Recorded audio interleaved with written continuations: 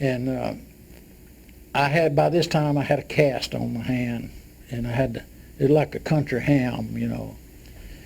And I had no idea what was in the future for me, because I wasn't going to be able to even attempt to play until I got out of that, about 6 weeks. And when they took my hand out, he came over there and he said, "Now I'm going to put one of your guitars right there where you have to walk back and forth by it. And you got to learn how to play it again."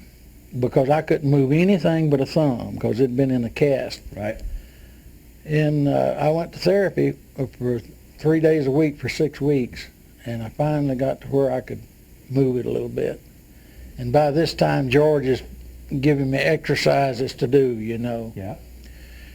And so that big guy is a good friend, and I love him. He helped me through a bad time. George has had a rough time too. He's just back in the hospital yesterday, but he's doing good now, I think. Yeah, he had a real serious stroke a few weeks ago.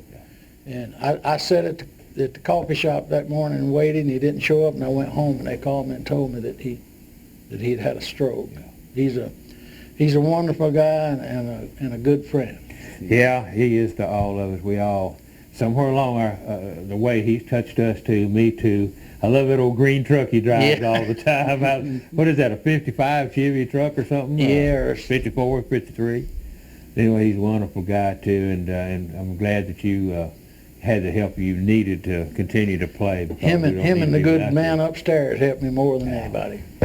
Well, once again, that's a good reason for what we're doing today, and why we're going to continue to do it, and we're going to bring out to the other steel players that have the same feelings we have, a lot of good information and a lot of good camaraderie, and what we use, all the players, for what's over with, we'll know what everybody uses.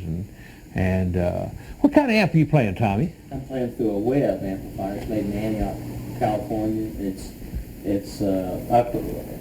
I've played through different brands over the years, but this is really special. It's all hand wired, and it's Well, it sounds good. thank you. It's very durable, and I'd hate to think that I had played steel without playing through a Webb. How heavy is it? And they're comparable to like any of the other steel guitar amps in weight, I would imagine. Yeah. That's a big thing when you get my age, you know, is how heavy. Wait, how much Yeah. does it weigh? How much do it weigh? Really? How loud do it go, and how much do it weigh? That's cool. And we talked about your amp. You're playing a Peavey. I'm playing a Peavey. Been playing Peavey for a long time. Yeah, too. I got a Peavey. And was glad to hear a while ago, because Charlie Stepp is a dear friend of mine, and I've been with him, well, I guess about 10 years, longer than anybody else has, and playing derby guitar, and you're playing derby, and I found out you're playing derby too. He made my first one in 1995. Wow. That's great. I guess I got my first one in 91, I think. He was just getting started up real good, and of course we talked about the Zum, you know, which is sounding great too. All right, boys, this is sort of the little show and tell. Let's give it up a little bit, just a little something that we've done and how we did it. Now, Don, you've done some of the most classic intros. Show us and tell us what song, a couple of those intros that have stood up now for 40 years. Probably the best known intro that I ever did was on the Hank Williams record of Your Cheating Heart. Uh-huh.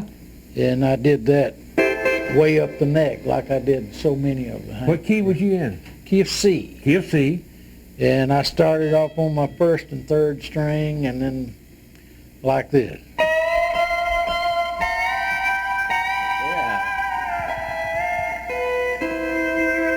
Daryl, Daryl, Daryl. Yeah, Daryl. I know it, but buddy, how many times And then have a I bunch did, of steel players tried to emulate that, and that's the way it was done right. First Hey, time. Good Looking, I did.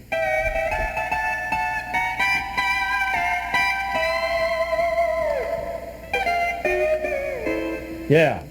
So, Yeah, buddy, that is just too cool, Don. When you can do something like that stands up for so many years, it's just wonderful, and it's great for our one instrument. of the better known intros history. that I did was on the Patsy Cline record. Did Walking After you Midnight. do Go Out Walking or Walking After Midnight? Walking After Midnight. Oh, man, that was you.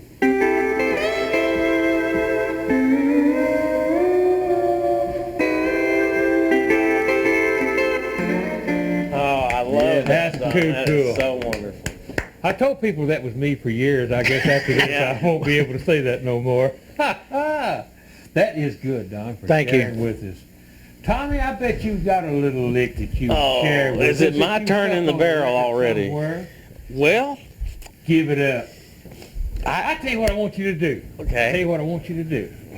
You did a record session for me with a new boy that's probably going to be a good size act. And you had a new lick, and I said, why don't you put it on this?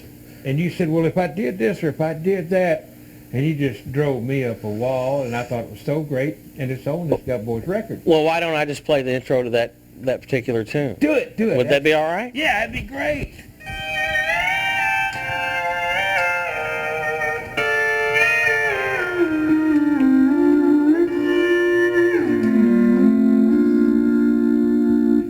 Boy, isn't that beautiful? Now, what sort of what floor pedals are you using? And Well- give us a little idea so the guys Well, you know, out there saying, I love that, and Well, it's kind of something that it's been around for a couple years. Is lowering the B and G sharp strings, that's the fifth and sixth. the fifth and sixth strings, and I'm not sure who started it, but they were on one pedal, and through fooling around with it and experimenting, I discovered if you split those two up and make them independent of each other, there's so much more it would do. And it's become, to me, as important as having the floor pedals, what we call the split pedals. Yeah, that is just so I mean, it does so much. Isn't that fantastic? Yeah. That's just Well, beautiful. thank you. Well, I got Charlie to put it on my guitar, but I'm 2 years behind the time. I don't have it split like that, but I'm going to get you to fix my Well, we'll guitar. take care of that. I want to get that. Well, that's it's so sweet. If I could learn one new lick, I could work another 25 years. That's it off just the one lick. I've worked 50 off the one I knew. Anyway, that's great. Stu, you've played so many great things.